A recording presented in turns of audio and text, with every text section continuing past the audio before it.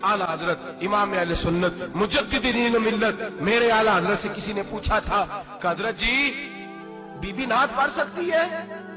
फतावा रज़विया की 14वीं जिल्द, बीबी मिलाद पढ़ सकती है? मिलाद।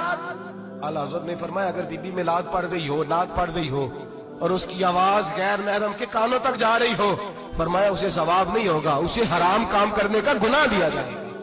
बीबी को मना है, वो नात की आवाज भी औरत का ही नहीं पड़ता, दीन में तो औरत की आवाज का भी पड़ता है। दीन में तो औरत की, हजरत सैयदा ज़ैनब, हजरत फातिमा की वो लख्ते जिगर जो मैदान करबला में इमाम हुसैन बराबर की शरीक रही सैयदना इमाम हुसैन के साथ। याह्या बिन मोइन कहते हैं मैं 15 साल तक हजरत ज़ैनब का पड़ोसी रहा हूं। 15 साल, घर बराबर होता है ना, बंदा बीबी देख ही लेता है। वो बीबी कभी पर्दा डाल के जा रही है दवाई लेने, कभी नजर आ ही जाती है। कहते हैं 15 साल में सैयदा फातिमा की बेटी का पड़ोसी रहा हूं, मैंने कभी बुरके में छुपी हुई ज़ैनब भी नहीं देखी, बुरके में छुपी हुई ज़ैनब भी कभी नहीं देखी।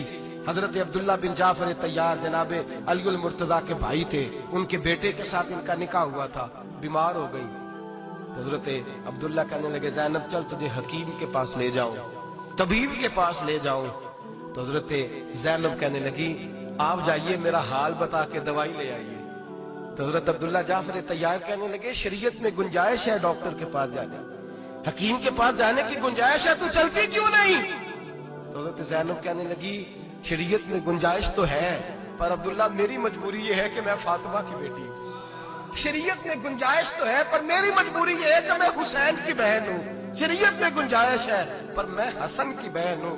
शरीयत में बड़ी गुंजाइश है पर लोग मुझे मोहम्मद अरबी की नवासी कहते हैं। गुंजाइश तो है पर मैं नहीं ना निकल सकती, इसलिए कि जितना कोई अपने आप को दीन के करीब जानता है उतना उसके पैरों में शरीयत की जंजीरें ज्यादा होती हैं। तो जनाब सैयदना अब्दुल्ला कहने लगे अगर तू पर्दा कर गई, अगर तू चली गई, तो फरमाने लगे ये तो अल्लाह की मशीयत है, तू दवाई ला दे ताकि मैं खा लूं, और अगर मैं चली गई तो मैं अपनी माँ से जाके कहूंगी कि अम्मा सारी तकलीफें मैंने छाती पे बर्दाश्त की हैं पर मैंने तेरे पर्दे पर आंच नहीं आने दी।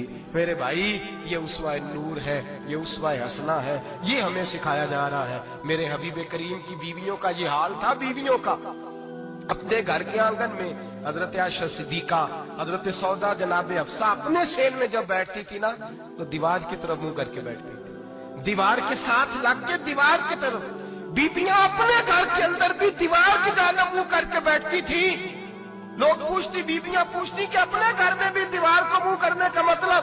कहती हो सकता है कुछ छत पे चढ़े अचानक नजर पड़े तो हम चाहती हैं फिर भी हमारा चेहरा नजर ना आए उसे, फिर भी हमारा चेहरा नजर, हम अपने घर के अंदर भी पाबंद रहती हैं कि हमारे चेहरे नजर ना आए। खुदा रा बड़े पैसे जिंदगी में लुटाए हैं, 1000 1500 बुरके पे भी खर्च करो, वो घर ले जाओ, वो अम्मा को भी दो, बहन को भी दो, बीवी को भी दो, उसको कोई ये पहन ले। इसलिए कि जब तू हजरत फातिमा के तरीके का पर्दा करेगी तो तेरे आंगन में सैयदा ज़ैनब की तरह की बेटियां पैदा होंगी, वो उस सुन्नत पे चलने वाली बेटियां तेरे आंगन में आएंगी। खुदारा मेरे भाई आज ये नियत करो, ये इरादा करो और अपने घरों को पर्दे का पाबंद बनाओ। अगर एक बेटी पर्दादार हो गई तो कई खानदान पर्दादार हो जाएंगे, अगर एक बेटी पर्दादार हो गई तो कई घराने संवरेंगे, कई जगह पे नूर फैलेगा।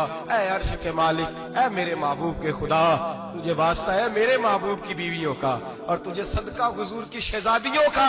ऐ अल्लाह इतना करम बरसा, इतनी रहमत बरसा कि मेरे वतन की बेटियां और मेरे वतन की माएं बहनें बच्चियां ये समझ जाएं कि हमारी निजात सिर्फ हजरत फातिमा के बुरके में है, हजरत आयशा के पर्दे में है, सैयदा खदीजतुल कुबरा के हिजाब में है। अल्लाह करे ये समझ जाए और ये जब भी सजदा करें तुझसे हयाई मांगे, ये तुझसे जब भी सजदा करें ये तुझसे अपने लिए चादर ततहीर और पर्दा तनवीर ही मांगे।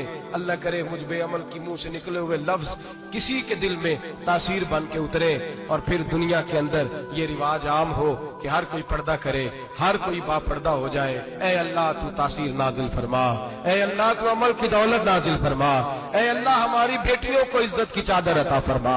हमेशा मिदहत खैरुल अनाम में गुजरे, दुआ है ये उम्र दरूद व सलाम में गुजरे। आखिर